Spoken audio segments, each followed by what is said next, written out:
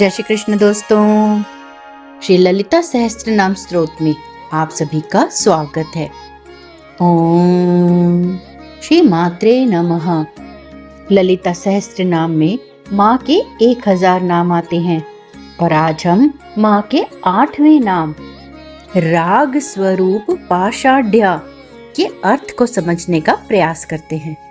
श्री माता ललितांबा जो चित्त नामक अग्निकुंड से प्रकट हुई हैं, जो देव कार्यों को करने वाली हैं और जिनकी सहस्त्र सूर्यों के समान आभा प्रकाशित हो रही है।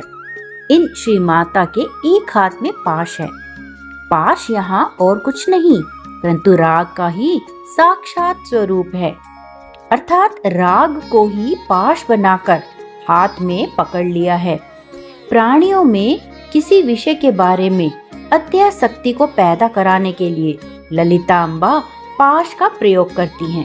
उत्तम लोग अगर जन्म लेते ही वैरागी बन जाएं, तो जगत का विकास नहीं होगा। इसीलिए जगत का नित्य विकास करने के लिए ही राग की जरूरत अवश्य है।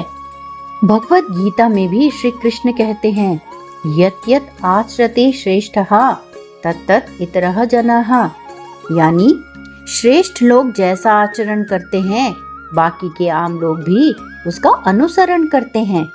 इसीलिए श्री कृष्ण कहते हैं कि जगत के कल्याण के लिए और विकास के लिए तो मैं भी कार्य करता हूँ, परंतु मेरा कार्य अनासक्त होकर करना है।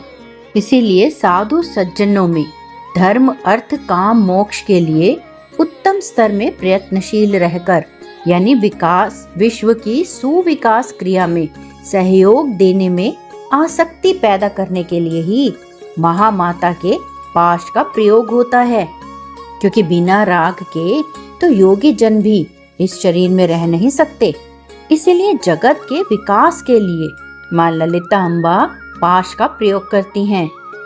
आसुरी प्रवृत्ति के लोगों के लिए श्री माता राग का प्रयोग विभिन्न तरीके से करती हैं।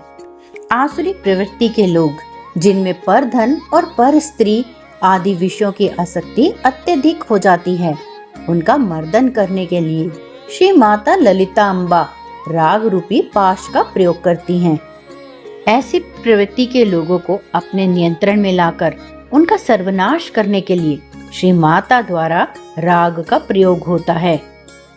रंजयति इति रागः, यानी किसी विषय से संतोष पैदा करके और उसमें ही और भी अधिक आसक्त बने रहना ही राग का कार्य है।